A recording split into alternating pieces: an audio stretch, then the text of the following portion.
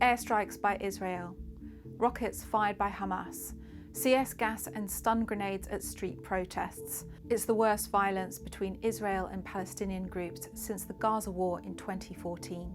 Why is it happening? Tensions escalated during the holy month of Ramadan, when Israeli police placed restrictions on worshippers. But the main cause of increased tension is a threat of eviction of Palestinian families in the Sheikh Jarrah neighbourhood. What's happening in Sheikh Jarrah? Jewish settlers are trying to remove Palestinian families who live in this neighbourhood, which is situated in East Jerusalem.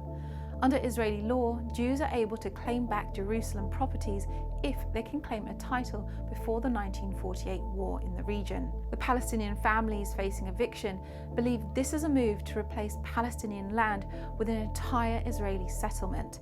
The matter has gone to court and is currently being delayed. Clashes now have turned deadly.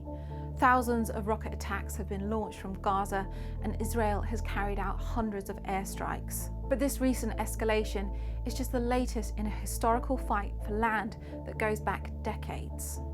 This is what Israel and Palestine looks like on a map, but this wasn't always the case. What is Palestine and what is Israel? Claims to this land by both Jews and Arab Muslims go way back, a couple of thousand years back. But the start of this conflict began in the early 20th century. Many Jews fleeing persecution in Europe resettled in Palestine, which at the time was controlled by Britain.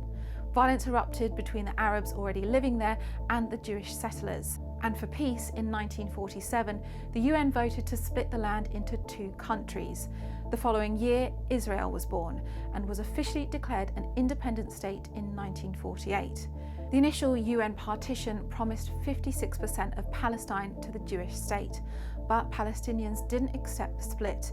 The war continued, and by the end of it, Israel possessed 77% of the land, creating over 700,000 Palestinian refugees. Everything except the West Bank, East Jerusalem and the Gaza Strip was controlled by Israel until the war in 1967, when Israel then assumed control of the West Bank and Gaza Strip.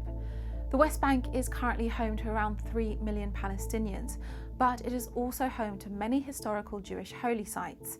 And since 1967, Israel has allowed Jewish settlers to move in. Palestinians and a lot of the international community class this as illegally occupied Palestinian land.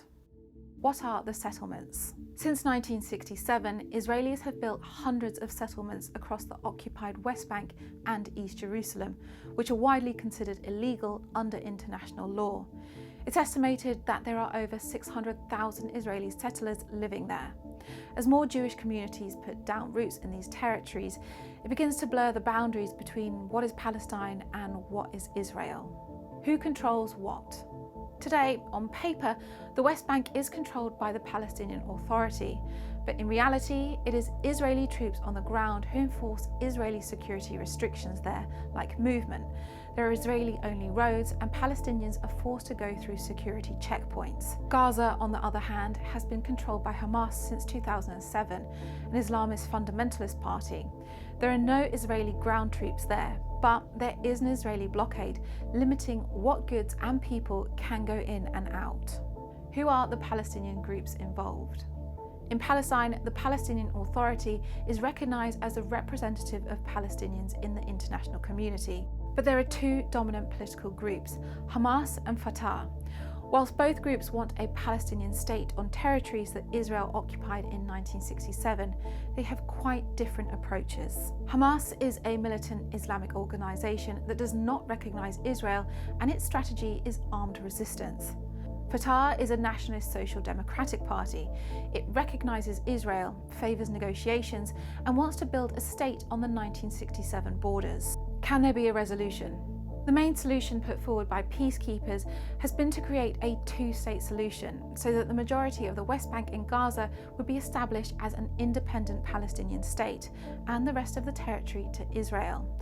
But because there are many players involved on both sides, Hamas and Fatah, and then the Israeli government, Jewish nationalists and Israeli Arabs, even if in theory the two-state plan seems simple, with all these different groups and objectives, it's unclear how it will work in practice.